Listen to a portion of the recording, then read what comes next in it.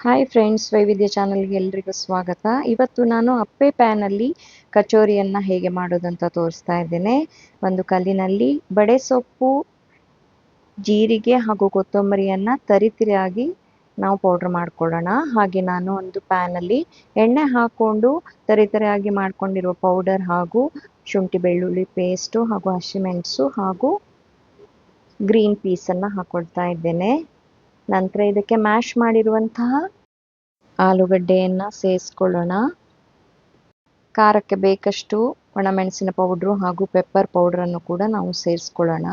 ಹಸಿಮೆಣಸನ್ನು ಮೊದಲೇ ಹಾಕಿದ್ದೇವೆ, ರುಚಿಗೆ ಎಷ್ಟು ಬೇಕೋ ಅಷ್ಟು ಖಾರವನ್ನು ಹಾಕ್ಕೊಂಡ್ರಾಯ್ತು. ಈಗ ಸ್ಟಫಿಂಗ್ ರೆಡಿ ಆಯಿತು.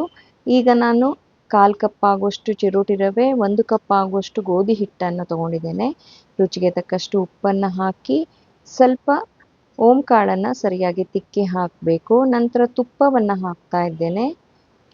ನಂತರ ನೀರನ್ನು ಹಾಕಿ ಚೆನ್ನಾಗಿ ಕಲಸಿ 10 ನಿಮಿಷ ಇಟ್ಕೊಳ್ಳೋಣ.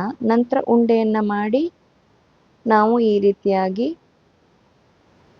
ಆಲೂ ಸ್ಟಫಿಂಗನ್ನು ಇದರೊಳಗೆ ತುಂಬಿ ಚೆನ್ನಾಗಿ ನಾವು ಉಂಡೆ ಮತ್ತೆ ಮಾಡಿಕೊಂಡು ರೆಡಿ ಮಾಡಿ ಇಟ್ಕೊಳ್ಳೋಣ. ಹಾಗೆ ಅಪ್ಪೆ ಪ್ಯಾನಲ್ಲಿ ಎಣ್ಣೆಯನ್ನು ಹಾಕ್ತಾ ಇದ್ದೇನೆ. ಇದನ್ನು ಡೀಪ್ ಫ್ರೈ ಮಾಡುವ ಅವಶ್ಯಕತೆ ಇಲ್ಲ. ಅಪ್ಪೆ ಪ್ಯಾನಲ್ಲೇ ಕಚೋರಿ ಗರಿ ಗರಿಯಾಗಿ ರೆಡಿ ಆಗ್ತದೆ.